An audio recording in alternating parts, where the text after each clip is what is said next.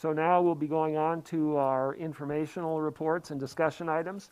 Our first one is something we've been looking forward to for a while, and that's our vision on enhanced mental health and social emotional wellness. And with that, I'll turn it over to Superintendent Kingsley. Thank you, President Pedersen. Here this evening to speak to the district's vision for mental health and social emotional wellness, our Director of Student Services, Ruben Chacon, and Mental Health and Prevention Coordinator, Tyrell Hirschert. They are also joined by PSD students, Akoshita Bandy and Megan Jones. Welcome. Thank you for being here.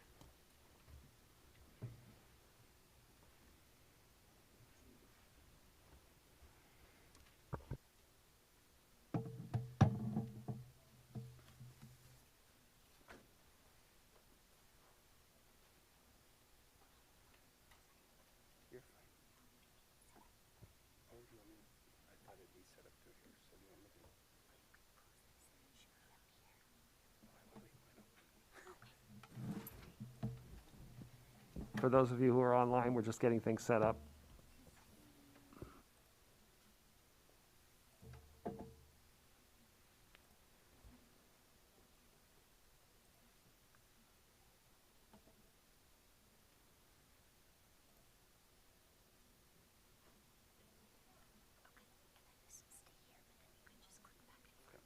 Thank you.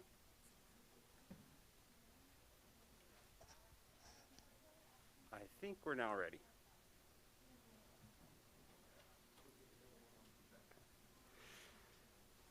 Good evening, President Pedersen, distinguished members of the board, Superintendent Kingsley. My name is Ruben Chacon. I'm the Director of Student Services in PSD. I'm honored to be here tonight to present to you and share with you a vision for enhanced mental health and well-being and social emotional wellness in PSD.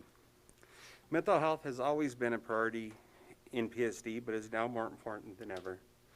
Given the disruptions of feelings of safety over the past 2 years, our students are expressing a greater need for support, and we must respond.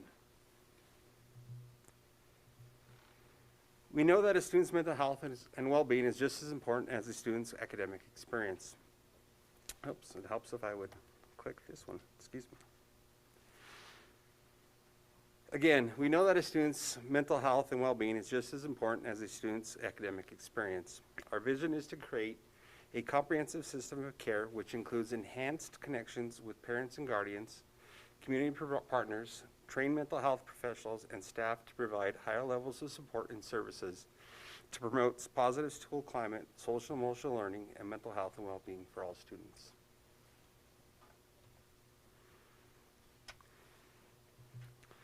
As we began this process, we prioritized the importance of gathering a number of stakeholder voices to ensure we were best able to identify our needs and areas of growth as a system as we work to build a comprehensive care system to better serve and support our students. Stakeholder voice was gathered in a variety of forms, which included a series of community partner meetings, staff and student feedback sessions with PSD student groups, mental health specialists, school counselors, school psychologists, social workers, and the principal advisory group. We also completed a comprehensive mental health needs assessment, which consisted of a survey containing 53 questions and 5 free response items. This was sent to all PSD mental health providers, which are the mental health specialists, school counselors, school psychologists, and social workers. Additionally, we conducted a review of PSD student connections data, Healthy Kids Colorado survey reports, and mental health specialist data.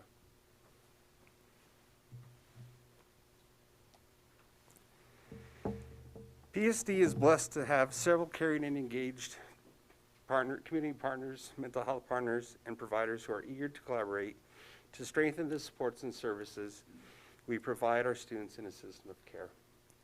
Represented on this slide is a sample of mental health providers and partners in our community who have expressed a desire to collaborate with PSD, as well as work to address the increased student needs in our community. Again, this is just a sample of those partners. As we try to build that entire network, it's hard to put everyone on there, and it's not representative of all of our partners in the community. As part of the understanding of the needs of our community, we also wanted to make sure we shared our student voice and their perspective. We are grateful to have Akshitha and Megan here to share those student voices.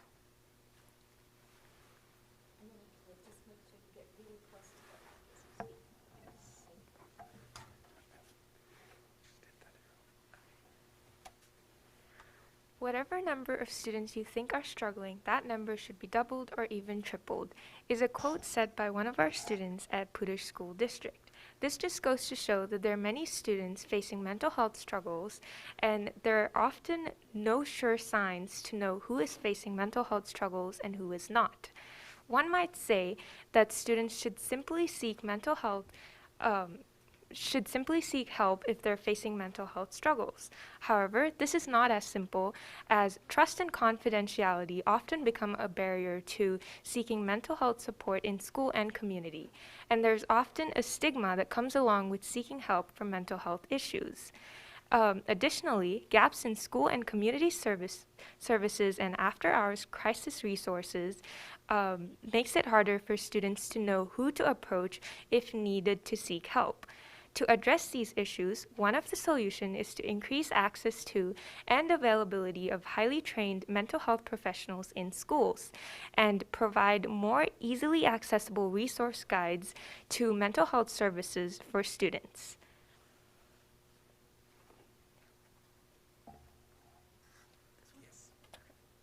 I'm going to skip around a little bit. So as Akshita was saying, there is an obvious need to strengthen and grow school wellness teams throughout our district. This can include enhancing social and emotional learning opportunities and skill building. So one of the emotional learning opportunities that has been offered is 3 to 5 minutes of mindfulness to start a 90-minute class. And this student said that it resulted in the most focused class they've had. So this shows that even just 5 minutes of a class period can really affect the quality of the work, the effort put into the work, and the outcome of a student's time in class. Another quote that a student said was that there have been times when they've spoken to a counselor about their mental health, and there was no follow-up because they are already stretched thin.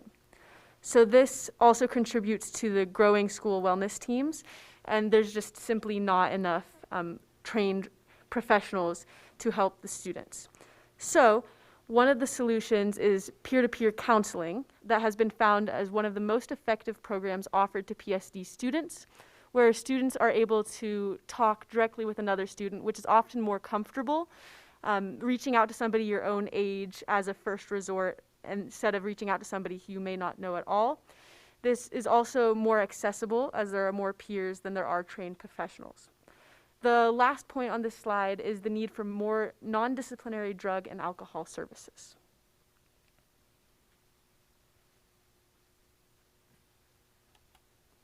Many students across the Pooter School District took the PSD Connections survey.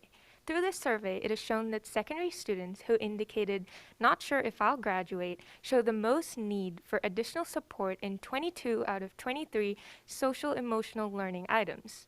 Additionally, students receiving free and reduced lunch indicate a need for additional social-emotional learning support in every subscale compared to the overall student population.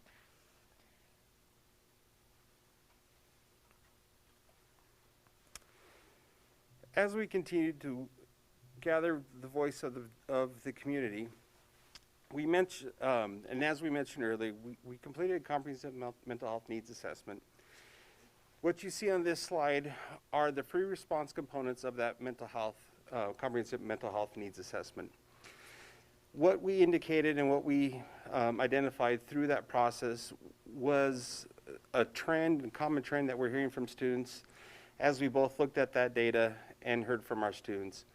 One of the top three concerns, the top three concerns that were non-academic concerns identified by our mental health providers were the inability to self-regulate of students, anxiety and depression, and increase in suicidal ideation. With that, we also asked, how many SEL curriculums are you currently using? As we identified those curriculums in the system, there were listed 29 different curriculums and then some. With that, we heard that it occurs in a variety of locations, meaning advisory homeroom lessons that were provided by staff members and created by staff members. And the most commonly listed were zones of regulation, Sanford Harmony, Second Step, staff created, Brainwise, and Expect Respect. Reuben, can I just ask a point Yes. of clarification? When you said the top 3 non-academic concerns regarding students, are you talking K through 12 or mostly high school at that point or secondary? So it is K-12. Thank you. The survey went to all mental health providers regardless of level, and so this is what indicated from all levels, all mental health providers, meaning school psychs, counselors, social workers, mental health specialists.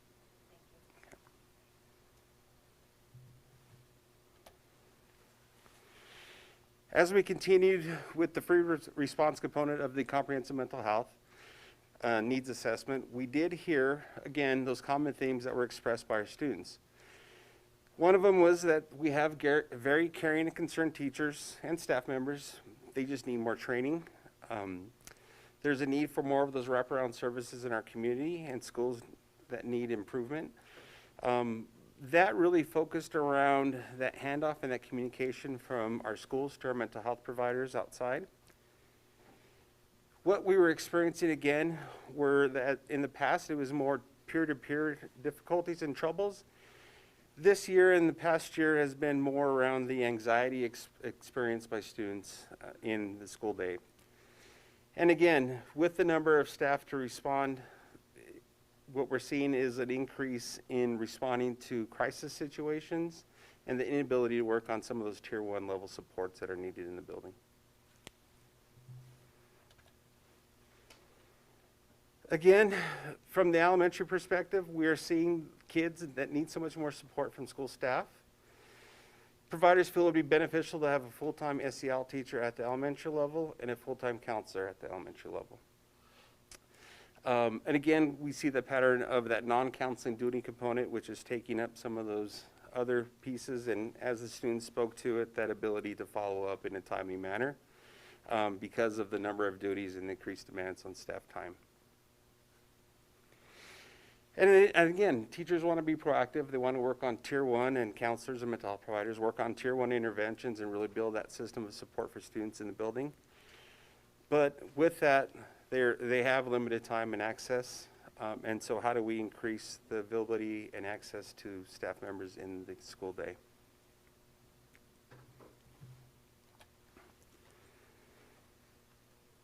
From the comprehensive mental health needs assessment and those 53 structured questions that all mental health providers received, here are examples that stood out as areas of need. For instance, more tier 1 training for staff to assist how we systematically provide culturally responsive and trauma-sensitive supports in our classrooms.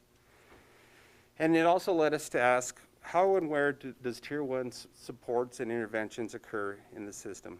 Are schools focused on that continuum of SEL care? Are we following SEL best practices to ensure that students are experiencing the same curriculum and learnings as they matriculate from one grade to the level, or from one school to the next, or from one grade to the next?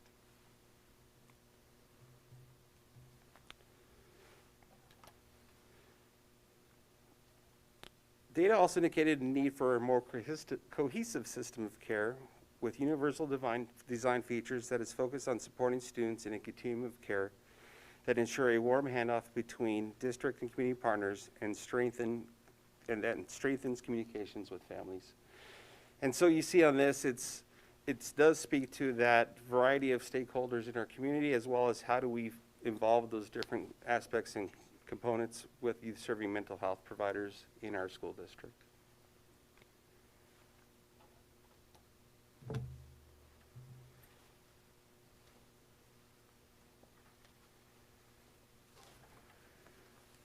So as part of that work that we did as a team, and the team that I directly support is the mental health specialist team.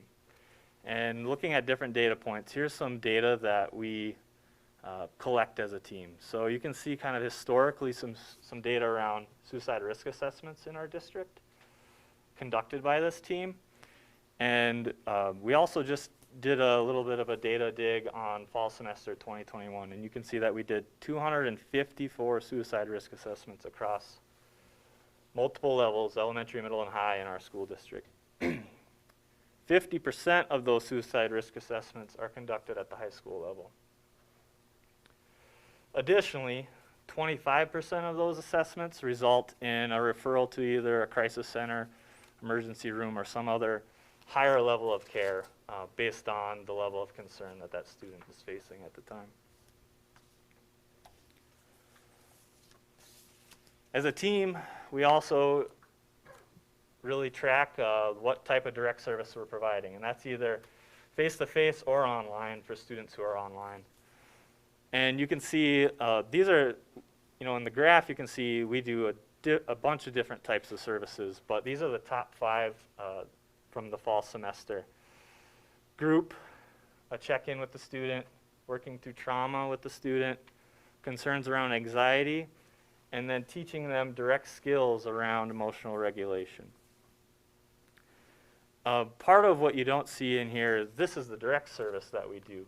There's also a lot of indirect service that we do as a team that supports that system of care that we've been talking about with community partners and really promoting that wraparound support and service from school throughout the community.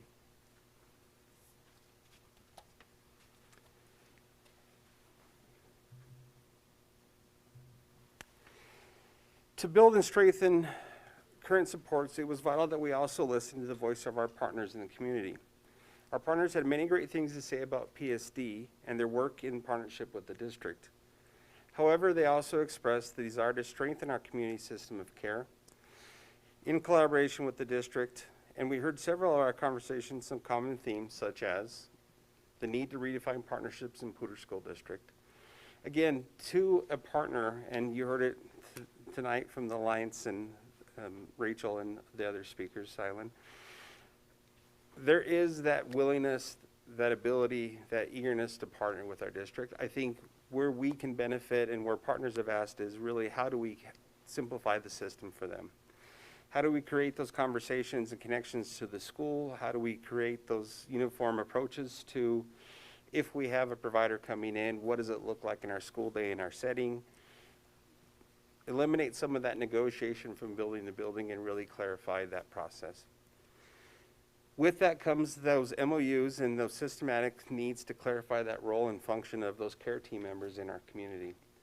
When do we invite them in? How do we invite them in? What does it look like? If we're responding to a crisis, where do we plug in so that we're not overwhelming our system and our principals and our building of leadership and district leadership, but really building that team that is cohesive and supportive of our entire system. With that comes that ability to be more fully integrated into our schools. And part of that is increasing funding to support and strengthen partnerships. We're, again, blessed to have a number of community partners in our community who are always willing to step up. How do we as a system also have some of that skin in the game to support those different roles and partnerships? How do we strengthen communication loop and information sharing? And how do we enhance youth-driven and family-guided services? Again, these are all in conversations with a variety of partners in a variety of settings, some individually, some in larger settings, whether it's the Mental Health Substance Use Alliance or in other formats. So, we have a summary of needs. Based on stakeholder voices and data, here are the 4 key areas that we identified as immediate needs. However, there are some additional system-wide pieces that we have identified as gaps to address as we continue to develop a comprehensive system of care. By focusing on these identified areas of needs, we will be better able to provide proactive and preventative care that addresses the increased number of crisis situations and greater need for comprehensive student supports. So again, as we look at our system and our partnerships, that increased mental health staffing and role clarity in our system would go a long way. Strengthening those community partnerships, increasing professional development and opportunities and time for those, and that PK-12 social emotional learning through the curriculum. Where does it occur? How does it occur? When does it occur? Who provides it?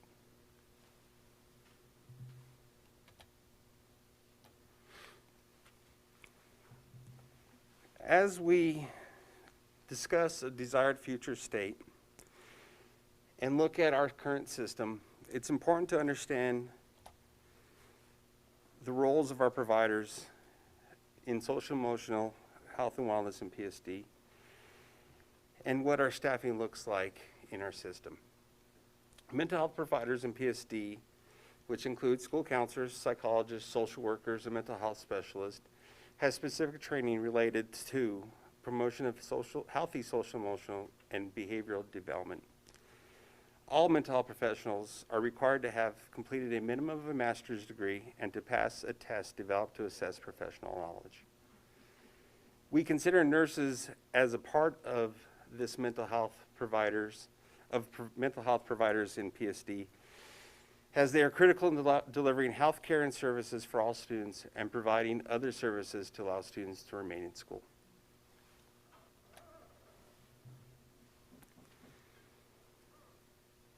As we looked at those different mental health providers in our system in what is considered national model guidelines, this is what it would look like in the system currently. And again, these are PSD ratios compared with national recommended ratios.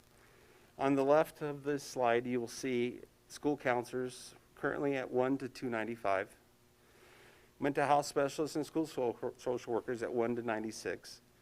There's an asterisk there because it is a higher acuity of care and it is a more intensive need around those mental health providers. School psychologists of 1 to 958 and school nurses of 1 to 2,553. If we compare that to national model ratios, you'll see that school counselors would be 1 to 250, mental health specialists be 1 to 50, school psychologists be 1 to 500, and school nurses would be 1 to 750.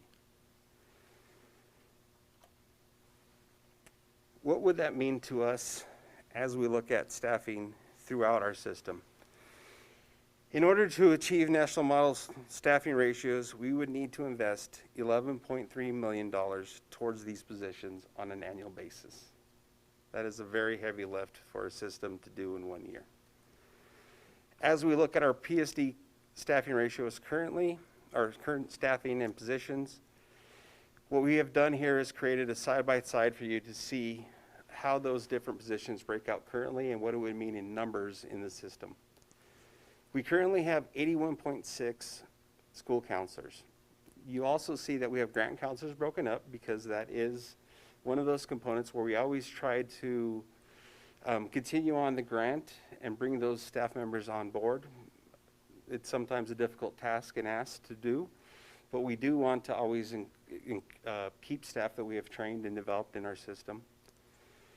We have 16.6 mental health specialists, 9 social workers, 29 school psychologists, and 12 nurses. Again, with that large investment, we would be able to, we would need to move to 120 counselors, 45 mental health specialists, 15 school social workers, 60 school psychologists, and 40 school nurses. As we looked at staff, and we also understand that the number of school counselors, there is a disparate percentage in terms of how we look at the different levels. At the elementary school, when we look at counseling ratios, it actually comes to a ratio of about 1 counselor to every 346 students. High school, secondary level does a much better job, and I think that goes to the economy of scale and the ability to have more creativity in that budget, which is a secondary level, the approximate number is about 1 to 213. So you do see different levels and how that might be part of that conversation as we address the levels in staffing.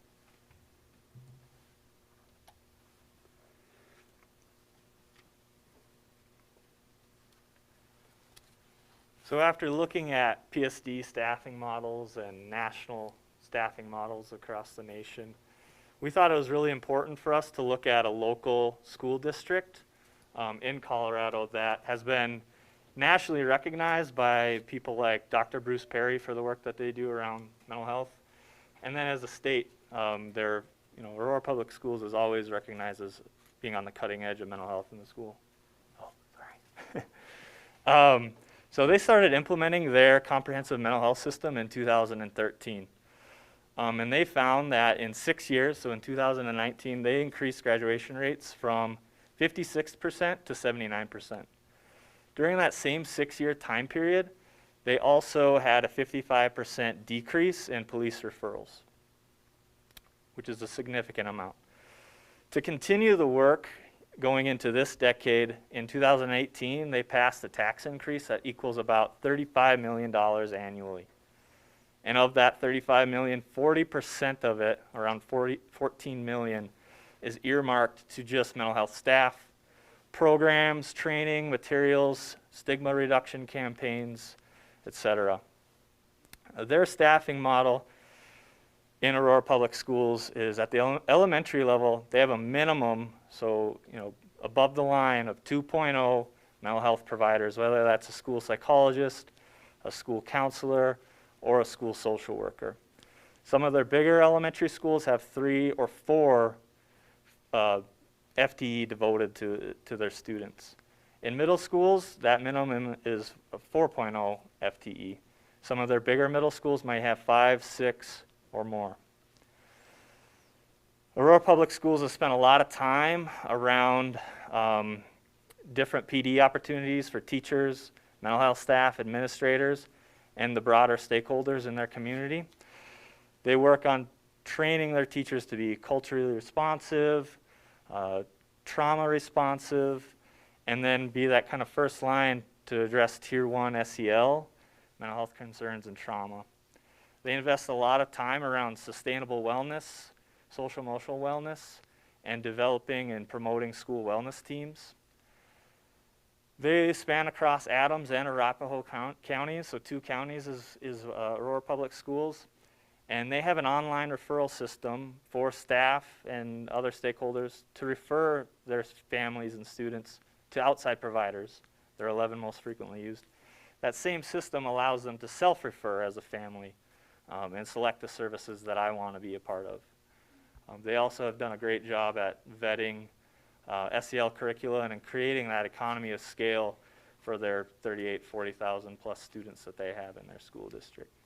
Ty, do you mind if I ask a quick follow-up question to this great information that you're sharing? And please, Ruben, I invite you as well as Ty to help illuminate one of the pieces. Your second to last bullet talks about the online referral system that extends to community partners. I know our board has had some shared interest in trying to create a similar concept in our community. I was curious, do you have any ideas around how they navigated data privacy and data protections for our students to be able to engage their community partners in that way to keep that work moving forward and have a warm handoff between the services that are happening within the schools that extend to the community partners?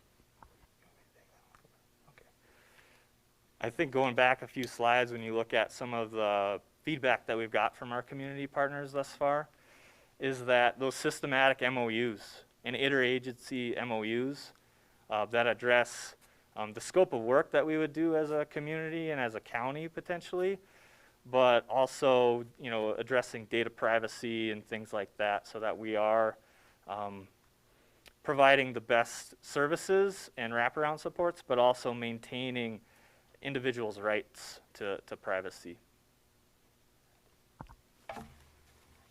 Did you want to add to that, Ruben? I'm going to add to it around the local community conversation in that aspect. Again, as we discussed with community partners, that systematic MOUs and that clarity will go a long way towards that, because I think right now it's an operation out of fear of, am I exposing too much? Am I sharing too much? Am I going to be sued for this?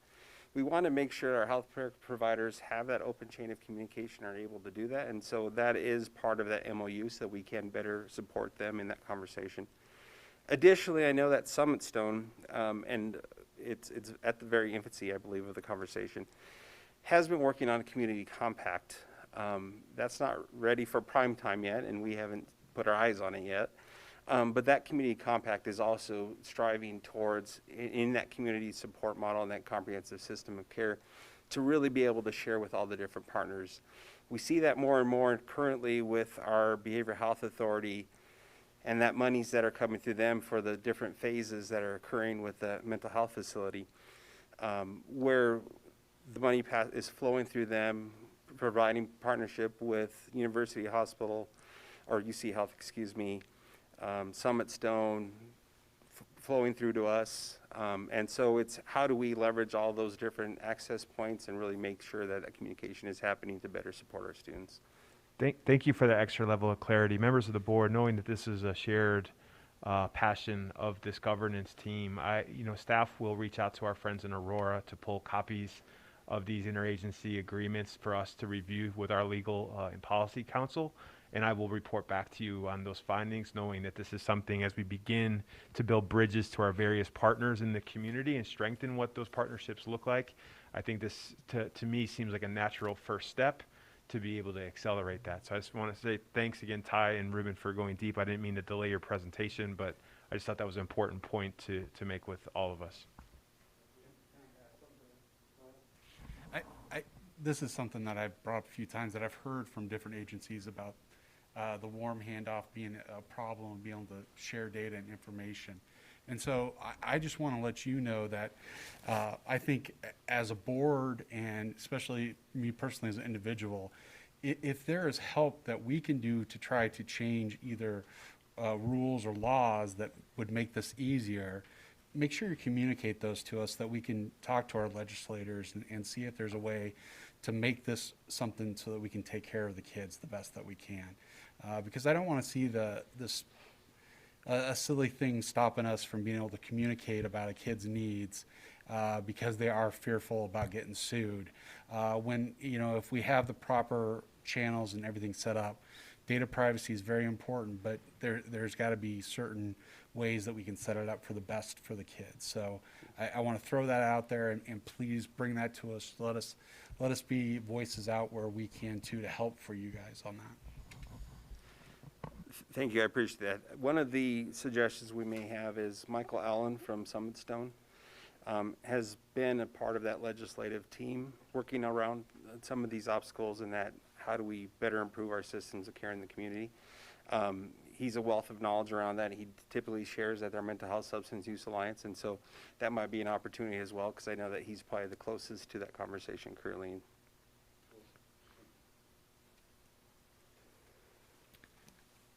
And I think in addition to that, we've had conversations with multiple people in the community and multiple agencies, and many of them have stressed the same thing that you just mentioned.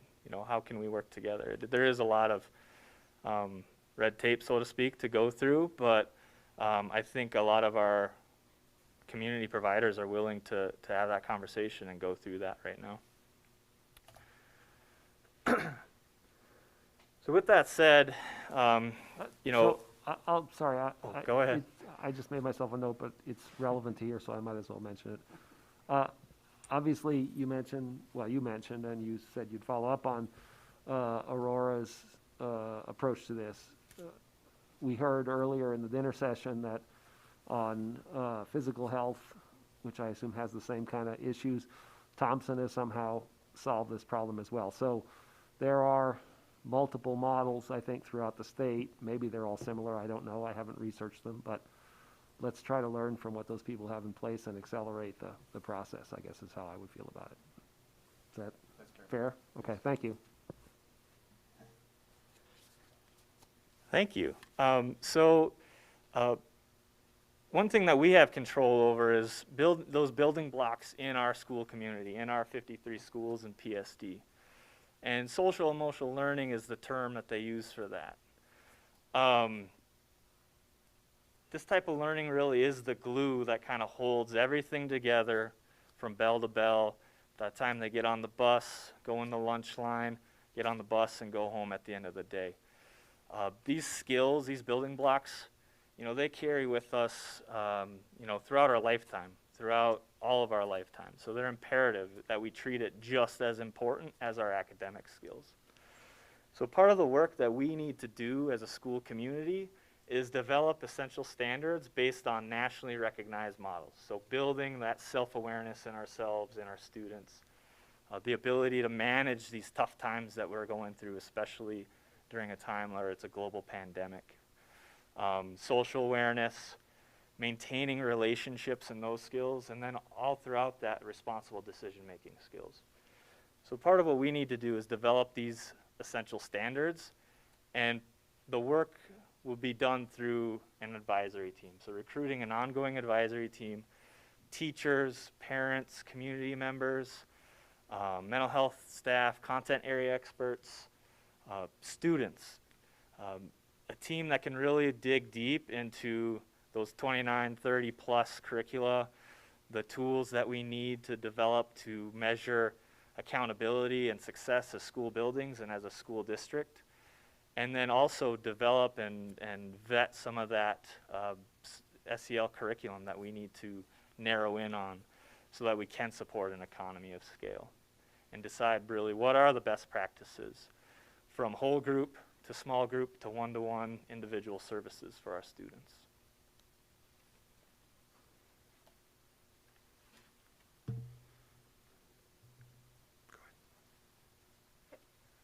So the district is currently in the process of developing a mental health and suicide prevention policy, which will prioritize youth suicide prevention and the programs that go along with it. So this will include procedures for suicide prevention, intervention, and postvention. This policy will also require training for staff on suicide prevention, including education about mental health and the warning signs and risks of suicide. It will consider populations at high risk for suicide, including LGBTQ youth. This policy will also describe all of the suicide prevention team member roles and responsibilities, and it will describe the communication between each of these roles and how they will interact with one another and what they will be doing.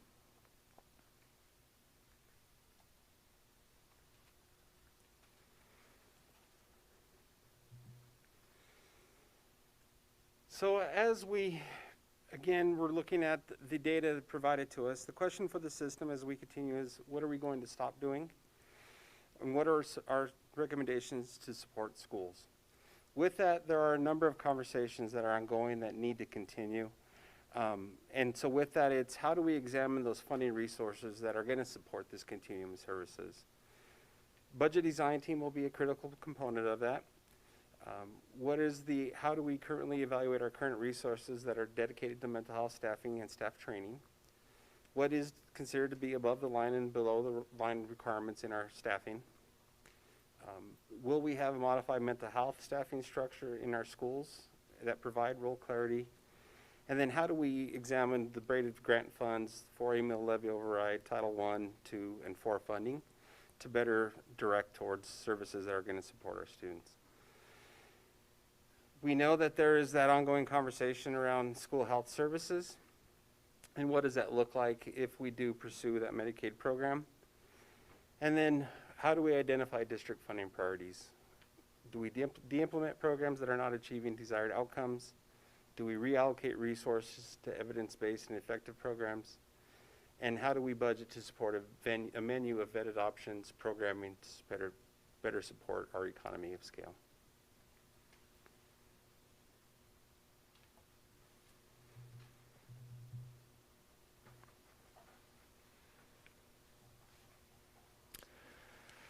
So with everything we just presented, we thought it was really important that we identify a few action steps that we can take, that we are taking currently, and that we will be taking over the next 6 to 18 months. With that said, though, this work cannot be done in 18 months. This is an ongoing process that we will need to continue to fund and support, as a school district going forward. So, as Megan mentioned, we are currently in the development of a mental health and suicide policy, which can be a great foundation and building block for some of this work. We are currently working on coordinating community partnerships and identifying some of those gaps in services that our students talked about. We will begin working on recruiting that SEL advisory team so that we can speed up that process and narrow in on those few curricula and curriculum that we need to promote success for our students. We currently have multiple train-the-trainer models, such as sources of strength, youth mental health first aid, where this year we're focused on getting those trainers trained so that next year they can really implement that training to different schools, whether it's a secondary level or professional development opportunities to better understand youth mental health. Another thing that's not mentioned on here is the neurosequential model for education. That's a great tool that Aurora Public Schools has invested heavily in. where it is focused on trauma sensitivity and developing that tier 1 support for students in a classroom. Another thing that we need to really develop and work on is data-driven systems and identifying universal screening tools so that we can intervene earlier and focus some of our efforts on prevention before it becomes crisis. Additionally, next year, to start the year, we have a lot of work cut out for us where we'll need to establish those student wellness teams. We want to add a student wellness coordinator and different coaches to support some of this work around promoting SEL and those essential standards. Continuing on that work with the train the trainer model around restorative practices, sources of strength, neurosequential model for education. Really take a good look at the budget and address some of those school counselor, school social worker, school nurse, and mental health specialist staffing ratios. And then, as we've said, ongoing professional development is an area that we need to invest heavily in and take steps towards. So, working with our PD department and learning services team specialists around providing that menu of options for training as we move forward. And then again, just continuing on a lot of that work for the next 6 to 18 months.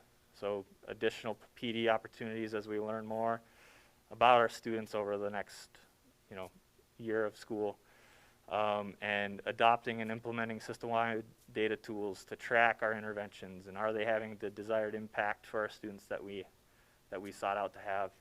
And then that SEL advisory team continuing their work on narrowing in on what are best practices for social emotional learning and social emotional wellness in our school community.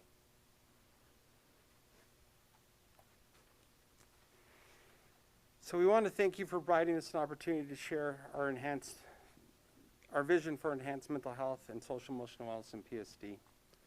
We know that a student's mental health and well-being is just as important as a student's academic experience. Our vision is to create a comprehensive system of care which includes enhanced connections with parents, guardians, community partners, trained mental health professionals, and staff to provide high levels of support and services that promote positive school climate, social and emotional learning, and mental health and well-being for all students.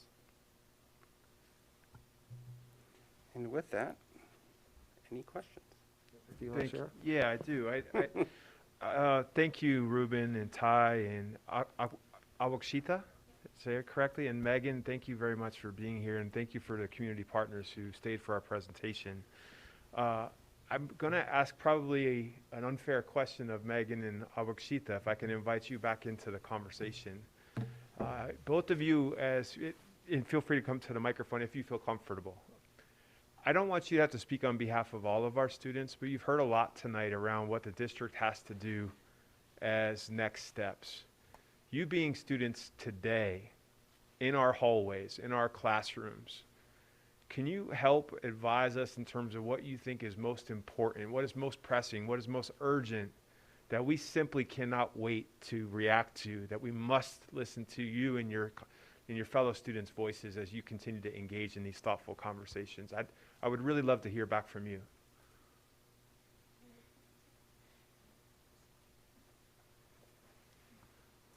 Thank you for your courage.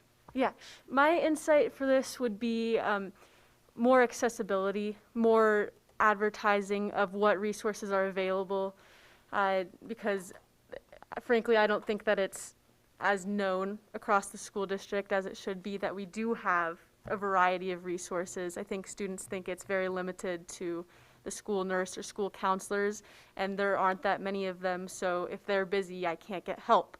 But we do have those other, we have other outlets, we have other resources that we can use. They're just not known. So either advertising those or like freeing up space in the day for students to be able to get mental health help, where counselors are free for a certain amount of time and students can go in and get help, because scheduling an appointment for a week away when you need immediate help isn't super helpful in my opinion. So having that immediate resource would be of use. Thank you, Megan. That was very helpful. I just wanted to add on to that to say that I think another important thing is for counselors to check back in. I think that's a huge thing with students about how they go in for to talk with their counselor, but they don't receive anything back from the counselor. So I think a check-in would be really helpful, and it would also make us students feel like we are valued and we are being heard and we are checked back in. So, yeah. Oh, sorry. Thank you, Awashita.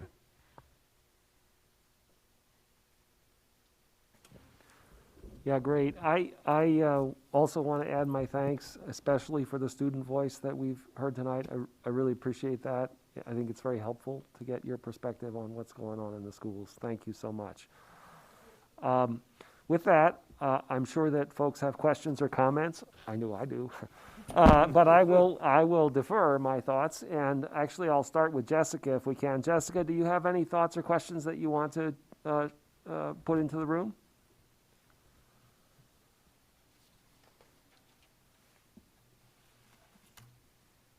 Sorry, my screen did something weird.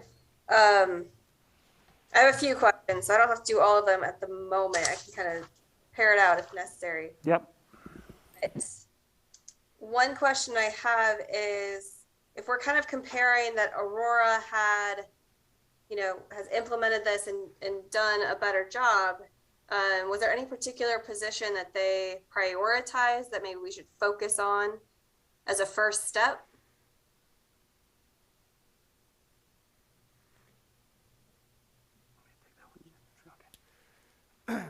Hey, Jessica. They didn't really prioritize necessarily one position over another. They really treat their school counselors, school social workers, and school psychologists and mental health team as all equally important and all imperative in providing that wraparound support for students. So there are schools where they may have one school counselor and 3 school social workers, or 2 or 3 school psychologists, depending on the school and what they identify as needs in their community. But one thing I think you can see that they do is they really train up everybody who's a mental health provider to provide a really great floor of excellence for all their students. Okay, and I guess my kind of a sort of a follow-up to that would be, we have a lot of areas in our district where we've struggled to fill positions. Do we think we would have a sufficient pool of applicants to be able to fulfill the needs that we're talking about?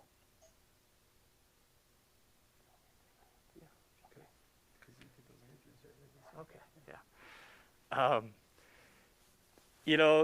These positions are considered hard to fill locally, statewide, and nationwide. I think, though, that one area that we can really leverage, and I have some experience around this, is creating really good pipelines from our universities. So University of Northern Colorado, they have school counseling programs. They have a school psych program. So developing a relationship with them and getting interns and paid interns potentially in our district to help support that. School social workers, they have a great program right here in Fort Collins, and we've had conversations with them, and we're, as a district, we do take some of their interns and practica experience. And I think just further developing those relationships and providing more training opportunities for those students and a pipeline to become, a school social worker, counselor, psychologist, or a mental health specialist in our district is a great first step that we can take. But I can say that some of our positions that we've posted even mid-year, we've had more applicants than we've expected. It hasn't been 1 or 2, it's been 6 or 7 highly trained and qualified people. So I think there's opportunities to develop pipelines, but also promoting ourselves and becoming one of those models where people want to work at around mental health. We can do that. Thank you. I really appreciate encouraging that connection with CSU, and I'm assuming UNC as well, potentially. And that, maybe it's looking better than I'm expecting. Thank you so much for your answers. Other board questions or comments? DJ? First off, I want to start off with a big thank you, because this is something that I have been really wanting to see us as a district be able to pull together. And the data and the information that you guys put out is great. And I know it was a lot of work to try to get all this stuff and information together. But I think it is the first step of being able to make a sensible and good plan. And as we talked actually 2 years ago at a retreat for the board, this is something that needs to be rolled out district-wide and not just dropping here and there type of thing. So I really appreciate the time and effort you guys put into this. I think the numbers, the data that we can see gives us something to work off of and track.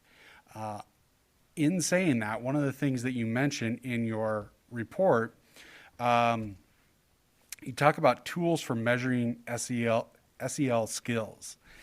And I was wondering if that is measuring it for our teachers and our providers, counselors and all of those, or also measuring how much of it is being absorbed by the students too. Is it both? Is there a way to actually see if we're getting the message out, I guess is kind of where I'm going with that. You're on a roll, go ahead. All right. I'll help out. Ruben deferred. Yeah, there is a way to do both, I think. There's, packaged curricula through companies out there already where they have internally developed tools that are reliable and fairly valid to assess student knowledge of skill as well as teachers' perception of the student skill. There's also districts who develop their own internal, reliable and valid measurement of both of those things. One school district that's local that comes to mind to me is Brighton 27J schools. So they've developed SEL curricular frames, and then they're developing an SEL common assessment for their students to take, where they can demonstrate knowledge. So there's internally and externally developed tools that can measure both things, depending on what curriculum we go with or what we decide to do as a district. If we want to develop our own internal thing, that's something that we could look into too. Thank you, because I was really, I saw the value of it being not just our providers that we're doing it with and being able to see if we're really reaching our students. So it's great to hear that can be done. And I assume since there's a screening that we can do for students also, that there would be something that we could maybe measure it also. And so a couple of those things seem very important to be able to, I guess the best way to put it is just, to make sure that we are using money wisely. And, and we'll get questions about that often. And so, we want to make sure that we have data to back it up. But, to me, the most important thing is getting to the kids that need the help. And so I don't want to make that a center point, but I do think it is valuable, and I'm happy to see that it's on your blueprint of your plan. So, and again, I just want to say I'm so excited to see this moving forward after a while, and I hope that we can continue to build on this, because I think this is great way to be able to start. And so let us know, again, what things we can do as a board to help you along on this journey, because this is something that we have talked about since before I was on the board even. And, I personally was really excited with the 4A money, being able to use it for counselors. The question that you brought up about, not how low our ratio is, I think is a very valid point, and I think it's very important that we come up with a good structure. So thank you very much. Jim, go ahead. I think it was a great presentation. Thank you very much. I want it all now, right? That's how we all feel, I think. And when I worked for a living, my boss would say that to me. He'd say, I want it all now. And I'd say, well, wait a second, boss. We've got scope, schedule, and resources, right? And we're trading off the three of those. So I guess it looks to me from this presentation like you're going to do the best you can with stuff, and you're kind of looking for money, trying to find things. I just wonder if there's a way to look at gee, if we had 5 million, here's what we could do. 5 million a year. If we had 10 million a year, here's what we could do. Have you done that, and are there ways to sort of look at that and then look at the schedule and what you can do in terms of scope with that level of funding? So that is a yes to all of those questions. We have looked at it. We have considered what it would take to roll out. And so, you know, even that number of what would be desired future state if we went off national model, you know, there's that number to start from in that 11.3 million. Knowing that we also have a large mental health provider pool in our district, what does that system of care? So when we say system of care is, what does it look like in our district? Is it, you know, is it mental health social workers, mental health specialists? Is it school psychologists, counselors? And so it's, where do we make those exchanges in terms of that, and where do we design it? Schedule, you know, we want this all to happen in the next 6 months, knowing that that's a huge ask of the system to implement. With the schedule also comes that ability to provide the training and that access, and so that conversation around calendar and where do we find those opportunities is also one of those kind of logistical pieces that it does take some of that structures and leadership support. And then budget is, you know, part of that budget design team, and how do we really look at those resources, and how do we provide those tools to those teams to actually make those decisions more soundly and based off the data. And so when we talk about, you know, universal screener or data-driven system-wide, it's what are we seeing across the system, and not the little pockets of data, but how do we really get that data for the entire system to provide decision makers to better make those decisions and be a part of that planning process. Thanks for the answer. I'd just sure like to see some scenarios sometime. Yeah, I would as well. Well, and as we talk about dollars, I'll just quickly interject something there. Maybe I'm being naive, but I'm hopeful that through the partnering that we've been talking about extensively this evening, that there's an opportunity to provide more services potentially in the schools themselves at, let's call it, a lower cost to the school district per se. I mean, I don't know what all the financial transfers are to make that kind of thing work, but if there's an opportunity to take advantage of, in a positive way, of the partners that we have to get more services to our kids, I'm curious whether you think that's a possibility or not. I think it's a possibility. One of the sharings that we have planned is to meet with Nick Peterson and the business development group as another access point to see if there are those partners that may be willing to fund some of this work. Currently, we don't have monies that sustain our community partners in our buildings, which is, I think, also systematically kind of resulted in our not having MOUs in those components, because there's not that skin in the game from the PSD perspective. We are currently working with Behavioral Health Authority and Lori Stolen, as well as Summit Stone, to bring in a community care navigator and coordinator that we can use to better access and really create that first step in creating those better partnerships. But again, that is from an outside resource coming in and having that money to say, hey, we can free up this and let's bring it into the district. It's that piece of how do we balance what we commit to those partnerships to help sustain that, and not necessarily always rely on the generosity of our partners to find that money to do that. Sure, I understand that, and I guess sort of piggybacking on what Jim said, I'd be interested to understand, maybe not this evening, but at some point, when you talk about money to sustain the partnerships, what's all involved in that? I mean, where does that money go? How does it work to make that happen? So, like I said, you're welcome to share that with me offline or whatever, or with the board as a whole offline. But that would be one thought that comes to mind. Kristen, did you want to say something? Let Carolyn go first. Go ahead, Carolyn. So I really liked also that you talked about assessing the programs we had, what's working, what's not working, and trying to understand, what monies we might be able to free up from programs that aren't working. I don't think we've done that in a long time, Brian, so I think that's a good first step. And I think in this next year, we need to really, and from my opinion, we need to really lean into our partners in the community. And ladies, when I heard you talk about advertising and letting students know about what's available, I couldn't agree with you more. Summit Stone has a crisis helpline that you guys can call. They also have a text line too that you can text when you need help.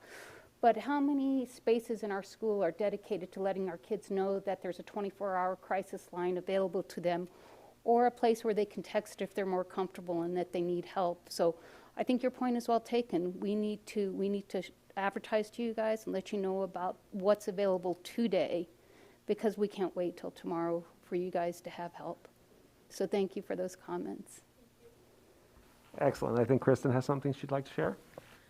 Yeah, and I think just following up on that too, unless I'm naive, I would imagine that if we partner up, that we're going to be able to search for a lot more grants in that manner as well. That would benefit everyone together. So I think that's an opportunity that we don't currently have as well. Speaking to the advertising, at the library we have a homelessness resource guide, and it lists everything that you could possibly need, whether it's local or national. And I think that's something that would, if it's not there already, we could put together pretty quickly. Everything from Summit Stone to the Trevor Foundation. So, there's so much out there that they can, you could access. And honestly, I'm just thinking, put it on the back of the bathroom stalls, in the bathrooms, so that you can see it every time. But going back, and it's still, a little bit digging into some of the particulars. I did ask, and I asked this in writing too, and you did a pretty good job of answering it, but I did want to follow up. That the phrased consideration of populations at high risk for suicide, such as LGBTQ youth. And I said, asked what considerations are we looking at, because this population does tend to have a 40 to 50% suicide ideation rate.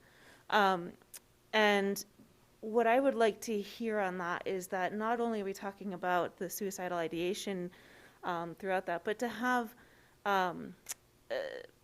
both staff and students have an understanding of what LGBTQIA is, and so that there is this level of being able to talk to somebody who is, right now we just don't have a lot of people who are even LGBTQIA knowledgeable, or friendly, I should say, let alone LGBTQIA knowledgeable. And so if we can have that broaden, and that's going to benefit not just the population that is suicidal ideation population, but all populations. It's been shown that a school with a GSA, it actually has everybody perform better, not just the participants of the GSA. So if that could be a part of what's going to be happening in the very beginning through these next 3 to 4 months, is that something that you're looking at doing very quickly? Yes, and we're actually excited because I had the pleasure of sitting in on interviews for our LGBTQ plus IA coordinator yesterday. Excited to be a member of that team and sit in on those interviews, and excited to partner with that individual who really brings an expertise, is focused around building in GSAs, really supporting sponsors, education for staff and students, as well as being that touch point. And we did have students who were able to join that interview panel, and it was an amazing experience to see that interaction and that really having that sense of belonging there, just as even part of the interviews. And so we're excited for that. We're excited to partner with that individual and really bring that new level of expertise into the district. All right, fantastic. And is that going to be spread to both mental health professionals and teachers? And, is that, how much will that be disseminated? Because last time, it was probably 2 or 3 years ago now at this point, but it was an optional PD for teachers, and it didn't include paraprofessionals. It didn't include, a lot of the people who would have daily interactions. So what's or it's probably too early. Sorry, I'm just getting a little excited. But Yeah, if you like. Okay. In addition, in that suicide prevention and mental health policy, we called out LGBTQIA in the presentation, but we're also talking about indigenous backgrounds, transient students, students in foster care, students who have been through significant trauma. They're all at a pretty disproportionate higher risk of suicide and suicidal ideation. So that goes back to that PD conversation. This is something that we all need to be focused in on as a community and especially as a school community too. So part of that policy is addressing those populations in addition to LGBTQ and the PD that we need to do to wrap all those people in support. And Kristen, if you allow me one last time, we also have been partnering with Silent all year to help support that training with staff, and so it's been a great partnership with Alliance and with Silent as well. And then I know that there's another PD that is just about to roll out, but again, it's how do we really ensure that our system of training does hit every professional that is touching students or in contact with students, excuse me. Touching sounds weird. Yeah, go ahead, Kristen. All right, and then that kind of rolls into one other question that I had, which was, how can we get the parents involved? I know you had answered that we're going to have parents on the SEL committee to see if that's working well and that sort of thing. I know last year we had the mental health classes for parents and staff as well. Is that coming up again? Are we going to be doing that I think typically we did it in March, if I'm not mistaken? So I'm not sure which training you're referring to, and so I'll have to look into that unless you. It's I believe it was at Pruder High School. Oh gosh. Oh, okay. It was the Mental Health Matters program. Yes, the Mental Health Matters. Yeah, that'll be yes. coming up later on this spring. So yeah, I apologize for that. Oh no, my mistake. I didn't know. With that, as we talk around those community partnerships and that connection to parents and guardians, it's really also around how do we partner with providing more access to our parents.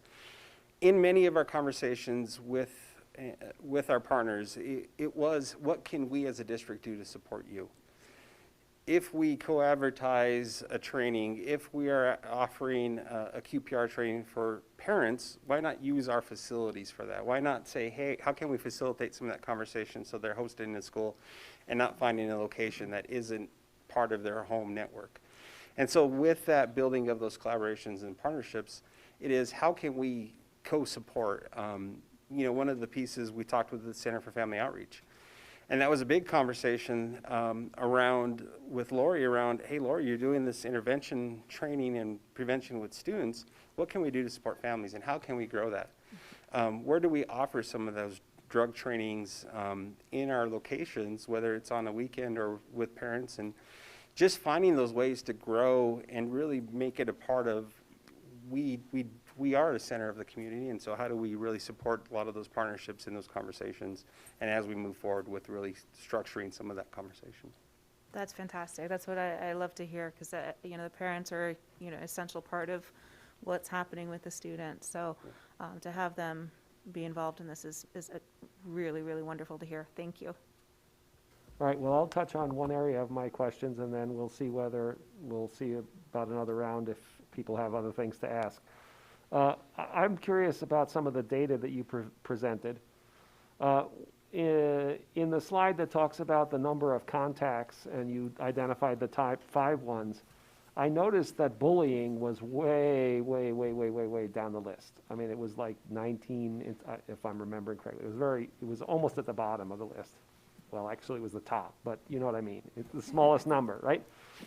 So that's very curious to me, because we hear about bullying more frequently than a lot of those other things from parents and whatnot. So what is your thought about why that might be? What is your thought about why that might be, or what the prevalence of bullying is in the schools actually, or how we deal with it? I'll take it if you like. So that data that displayed the bullying category around the contacts comes from our mental health specialists. And our mental health specialists tend to work with a higher acuity of student than typically our counselors may. Our counselors are going to see every student in the building primarily, And so it's part of that building those systems of data is how do we also track counseling data? How do we also track school psychologist data? How do we also track school social work data?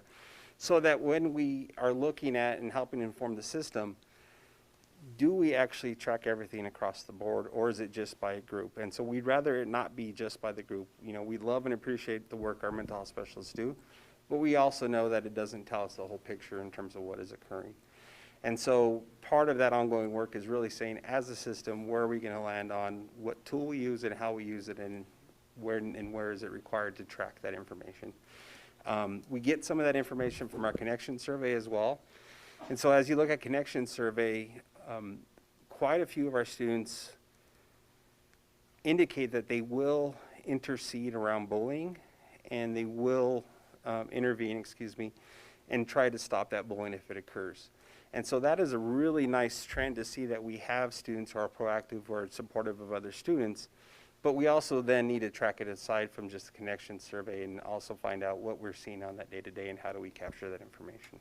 Great, thank you for that clarification. One other question about the data, and that is, you showed us a bunch of pie charts and some other data that represent sort of a holistic view. Have you done any kind of a breakdown by subgroup or by school, for that matter, on that data? And does that lead to any insights on hot spots or hot issues or actions that we need to take? So unfortunately, that data is around that comprehensive mental health and needs assessment, which was developed based off of the Colorado behavior model, University of Maryland, as well as I think Wisconsin, state of Wisconsin. It really is around identifying that larger scale district components of, do we need more training to support students in this area? Do we have systems of care with our community? Where we also have spoke to, and it might be more in some of that underlying packet information, is when we talk around those data-wide systems, it is looking at both risk factors and protective factors.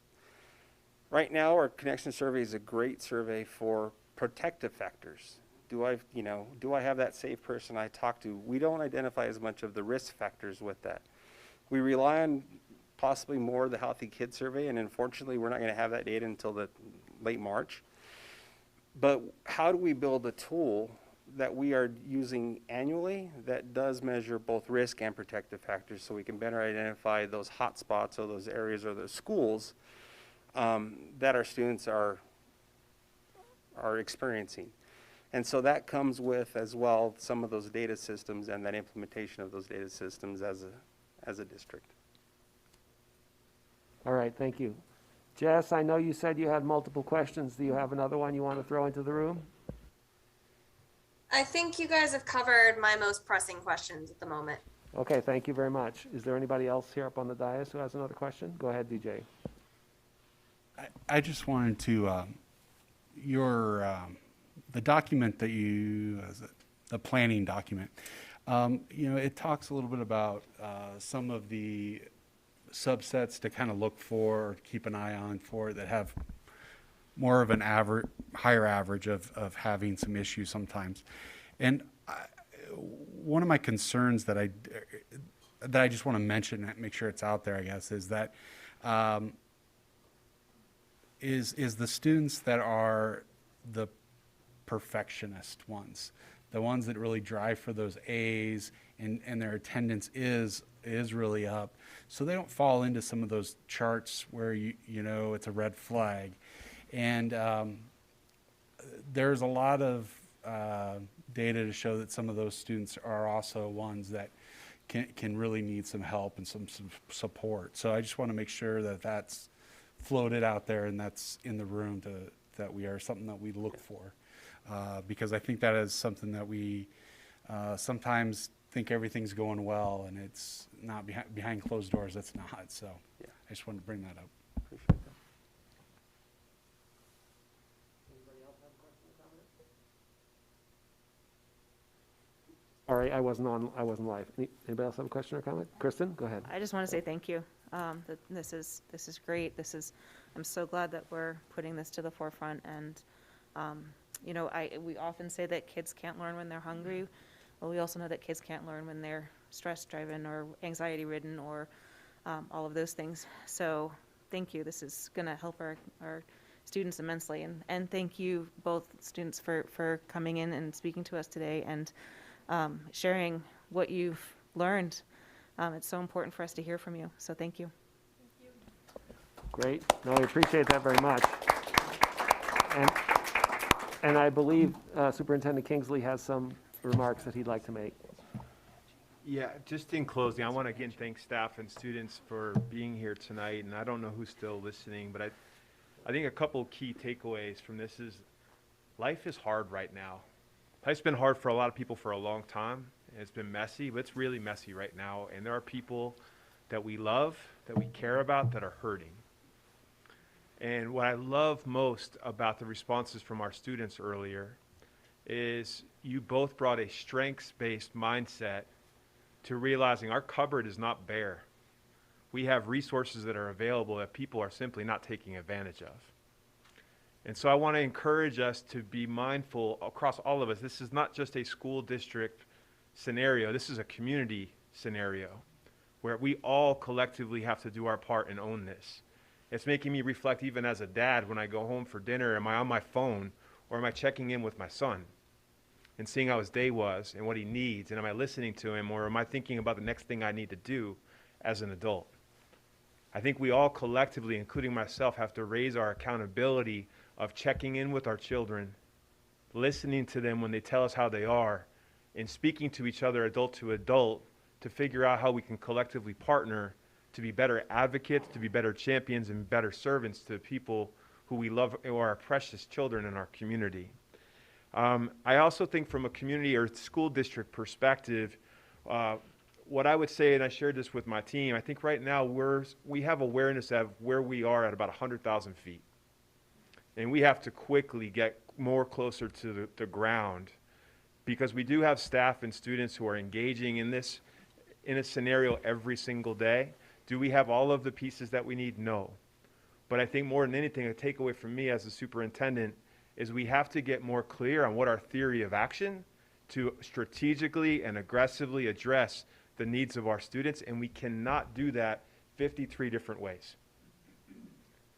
We cannot do that without the help of our parents, without the help of our students and their voice and ideas at the table, and we can't do it without the help of our community partners. Doing this alone in isolation will continue to only amplify the fractures that already exist. And so I want us to share in the spirit of vulnerability, because in this data, there's pain points there. And what I love about our ability to be courageous in sharing our most vulnerable truths is it's the first step towards disrupting them. But we must have the collective courage as a school district to move forward and do this systematically and strategically, and not in ways that doesn't allow us to be good fiscal stewards. 29 plus SEL curricula is not good fiscal stewardship. I don't say that to indict any staff member, because we're participating in a system that's been in place for a while. But we have to have the courage to name that not only does that not allow us to be strategic in financing one or two high quality curricula, it introduces 29 plus different language to our teachers, to our parents, to our students. When we go from one school to another school, we lose people in that dissonance. The charge, not just for staff, but for us together, is to create community coherence around this work. Today was the first step under my tenure to have a sense of knowing where we are. Like all of you, I want it fixed today because there's children. It's not widgets on the other side of this. So there are things that I think we've identified that we can do now. We know that we have to be aggressive and assertive in our budget development process, knowing that our money needs to be aligned to our values. But we also have to figure out the resource constraints that are collectively on top of all of our minds that are making this problem very complex, very difficult, but still incredibly urgent. So I remain encouraged because we have the right people aggressively working and collaborating to talk to each other, to make sure that we do things. But we're going to need courage as a governance team when people experience a sense of loss of no longer being able to do things one way because we're really trying to do this a community way. And I want to name that now to project and anticipate, because that is the role of leadership, in my opinion. We must forecast the future to provide hope and optimism, but there are things that we're going to need to stop doing in order to double down and do this well, and our kids can't wait. They simply can't wait. And so again, I appreciate your support. You're charged to make sure that this is here.